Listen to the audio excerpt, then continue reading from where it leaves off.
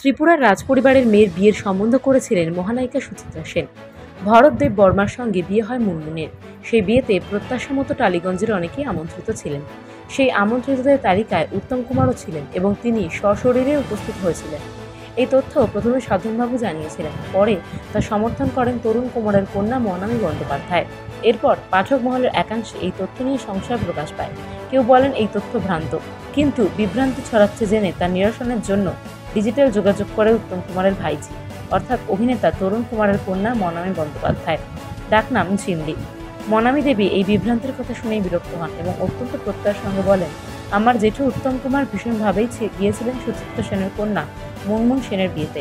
আমাদের সামনেই ঘটেছে পুরো বিষয়টা। আমি তখন ছোট ছিলাম। সুচিত্রা সেন আমাদের বাড়িতে নিজে এসেছিলেন নেমন্তন্ন করতে। আমার আজও মনে পড়ে সেই দিনটা সরস্বতী পুজো ছিল। তাই এটা ভাবার কোনো কারণ নেই যে মুনমুন সেনের বিয়েতে আমার জেঠু উত্তম কুমার যাননি। আমি আবারও বলছি, তিনি গিয়েছিলেন। ত্রিপুরার রাজপরিবারে মেয়ের বিয়ের সম্বন্ধ করেছিলেন মহানায়িকা সুচিত্রা সেন। ভরত দেববর্মার সঙ্গে বিয়ে হয় মুনমুনের। সেই বিয়েতে প্রত্যাশা মতো টালিগঞ্জের অনেকেই আমন্ত্রিত ছিলেন। সেই আমন্ত্রিতদের তালিকায় উত্তম কুমারও ছিলেন এবং তিনি সশরীরে উপস্থিত হয়েছিলেন। এই তথ্য প্রথমে সাধনবাবু জানিয়েছিলেন, পরে তা সমর্থন করেন তরুণ কুমারের কন্যা মনামী বন্দ্যোপাধ্যায়। ত্রিপুরার রাজপরিবারের মেয়ের বিয়ের সম্বন্ধ করেছিলেন মহানায়িকা সুচিত্রা সেন। ভরত দেব বর্মার সঙ্গে বিয়ে হয় মুনমুনের। সেই বিয়েতে প্রত্যাশা মতো টালিগঞ্জের অনেকেই আমন্ত্রিত ছিলেন। সেই আমন্ত্রিতদের তালিকায় উত্তম কুমারও ছিলেন এবং তিনি সশরীরে উপস্থিত হয়েছিলেন। এই তথ্য প্রথমে সাধনবাবু জানিয়েছিলেন, পরে তা সমর্থন করেন তরুণ কুমারের কন্যা মনামী বন্দ্যোপাধ্যায়। এরপর পাঠক মহলের একাংশে এই তথ্য নিয়ে সংশয় প্রকাশ পায়। কেউ বলেন এই তথ্য ভ্রান্ত, কিন্তু বিভ্রান্তি ছড়াচ্ছে জেনে তা নিরসনের জন্য ডিজিটাল যোগাযোগ করে উত্তম কুমারের ভাইঝি, অর্থাৎ অভিনেতা তরুণ কুমারের কন্যা মনামী বন্দ্যোপাধ্যায়, ডাকনাম ঝিমলি। মনামী দেবী এই বিভ্রান্তির কথা শুনেই বিরক্ত হন এবং অত্যন্ত প্রত্যয়ের সঙ্গে বলেন, আমার জেঠু উত্তম কুমার ভীষণভাবেই গিয়েছিলেন সুচিত্রা সেনের কন্যা মুনমুন সেনের বিয়েতে।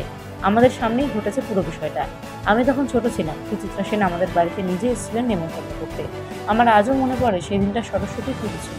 তাই এটা ভাবার কোনো কারণ নেই যে মুনমুন সেনের বিয়েতে আমার জেঠু উত্তম কুমার যাননি। আমি আবারও বলছি, তিনি গিয়েছিলেন। ত্রিপুরার রাজপরিবারে মেয়ের বিয়ের সম্বন্ধ করেছিলেন মহানায়িকা সুচিত্রা সেন। ভরত দেববর্মার সঙ্গে বিয়ে হয় মুনমুনের। সেই বিয়েতে প্রত্যাশা মতো টালিগঞ্জের অনেকেই আমন্ত্রিত ছিলেন। সেই আমন্ত্রিতদের তালিকায় উত্তম কুমারও ছিলেন এবং তিনি সশরীরে উপস্থিত হয়েছিলেন। এই তথ্য প্রথমে সাধনবাবু জানিয়েছিলেন, পরে তা সমর্থন করেন তরুণ কুমারের কন্যা মনামী বন্দ্যোপাধ্যায়। ত্রিপুরার রাজপরিবারের মেয়ের বিয়ের সম্বন্ধ করেছিলেন মহানায়িকা সুচিত্রা সেন। ভরত দেব বর্মার সঙ্গে বিয়ে হয় মুনমুনের। সেই বিয়েতে প্রত্যাশা মতো টালিগঞ্জের অনেকেই আমন্ত্রিত ছিলেন। সেই আমন্ত্রিতদের তালিকায় উত্তম কুমারও ছিলেন এবং তিনি সশরীরে উপস্থিত হয়েছিলেন। এই তথ্য প্রথমে সাধনবাবু জানিয়েছিলেন, পরে তা সমর্থন করেন তরুণ কুমারের কন্যা মনামী বন্দ্যোপাধ্যায়। এরপর পাঠক মহলের একাংশে এই তথ্য নিয়ে সংশয় প্রকাশ পায়।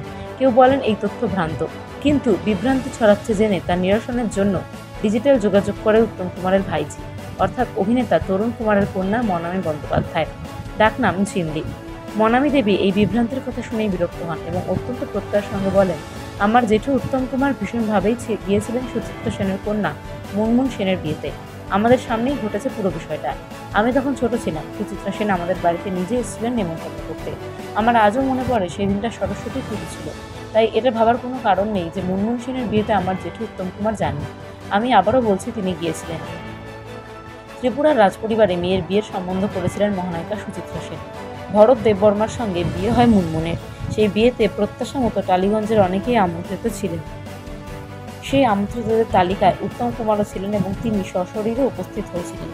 এই তথ্য প্রথমে সাধনবাবু জানিয়েছিলেন, পরে তা সমর্থন করেন তরুণ কুমারের কন্যা মনামী বন্দ্যোপাধ্যায়।